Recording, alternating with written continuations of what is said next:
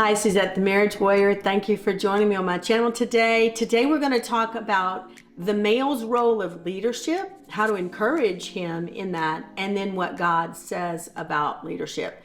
And so, first of all, let's talk about why we need leadership as a woman.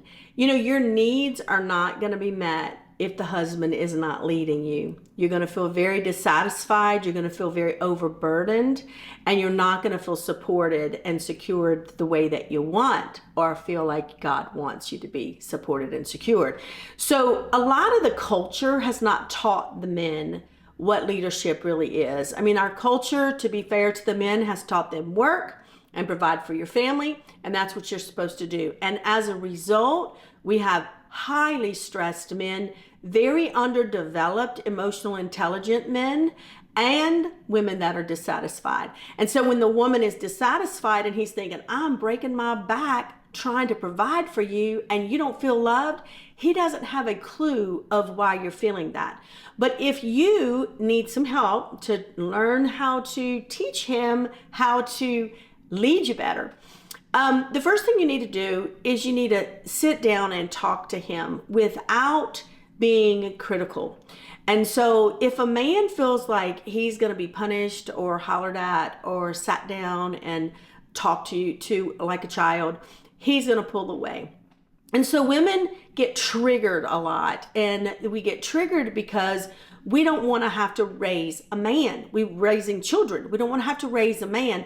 And so we want this man to already know these things. And when he doesn't, we get triggered and we get angry, and then we address them with resentment or disgust or impatience or whatever, and they feel criticized. And so they should feel criticized. That's because that's what we're doing, because we are exhausted in having to teach a man things.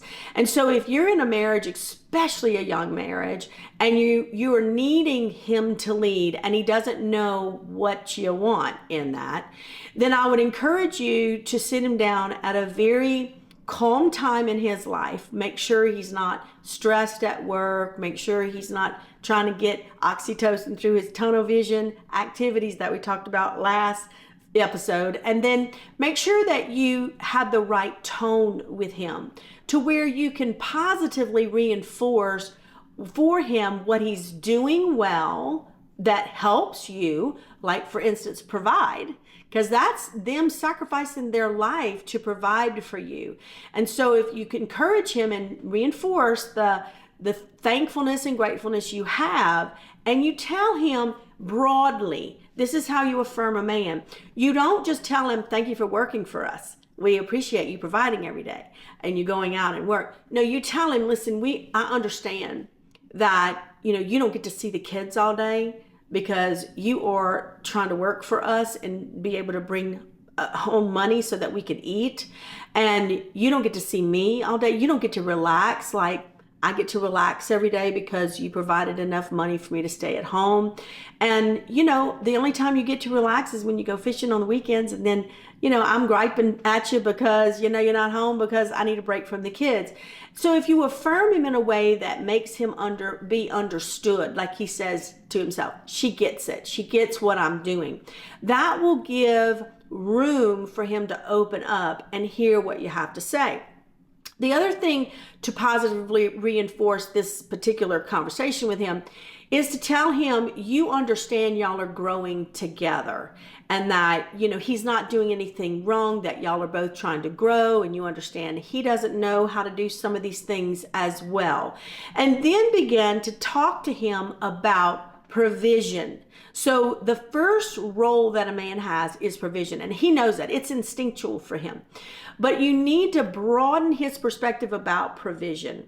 And you need to say things like, it's not just to provide money, it's to provide emotional security for me and the children, and to be able to be intelligent in that emotional security. And so he's not going to know what you mean. Most men don't yet. They are learning. Our culture is teaching them.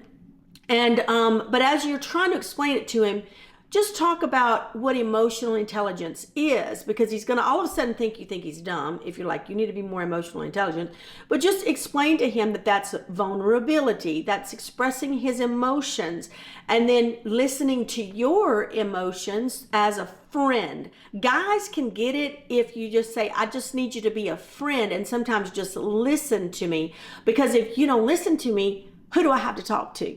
And these things are building up in me, and then you get mad if I'm on the phone with Sally Sue at night because I'm not with you watching a game or, in the bed, doing something. I want to be able to express myself to you. But if you're ignoring me and not creating an atmosphere for emotional, intelligent, vulnerable conversations to go on, I have to get it from somewhere else because I need it. And what he doesn't know is that so does he. A lot of guys that I help are so thrilled at the fact that they're learning how to do it. They feel better when they do it, but they do still say it's extremely unnatural for them until they really get the hang of it. And so emotional intelligent conversation is something that y'all need. And that conversation can be, kind of like about your day. It could be about your future. It could be about how are you feeling? Like what's going on in your life? What is the vulnerable feelings about what's going on in your day or your work or the kids or whatever. And so if you just frame it to him like, I just need you to be a friend, because he's going to wonder, do you need me to give a solution? Do you need me to just listen and just, whatever. He doesn't know. And if he's not careful, this is how guys think. If he's not careful, he's thinking, okay, this is going to go somewhere that's going to not be good. Like there's going to be a fight if we talk too much, and he doesn't want to fight with you. So he's thinking something's going to trigger a bad conversation that then we get explosive.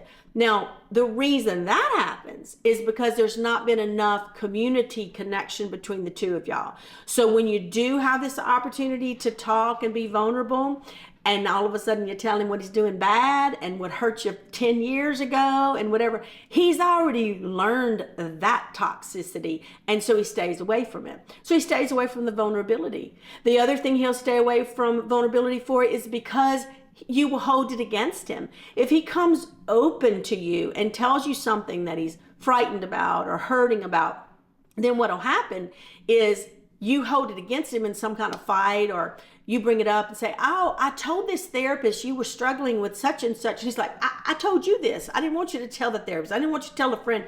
So he starts to feel unsafe with you too. So you have to be very careful about how you manage his vulnerabilities, or he will feel he's not safe with you. And the last thing is, you have to teach him to be decisive about decisions. If a man is learning to lead, then you have to encourage his leadership. So if he's, taking a decision that y'all are making together and executing it, then you have to support it. The problem is that they come off kind of controlling if they're not getting a compromise from you. And to get a compromise from you, you have to have a voice, and he has to be able to listen to it. So if you could explain to him, listen, I want you to be in the leadership role. I feel best when you're in the leadership role. I feel like you'll feel supported when you're in the leadership role, but I need you to be more decisive, and to be decisive about a plan and execute it and follow through with the plan. I need you to hear my voice on the plan so that you can bring us to compromise.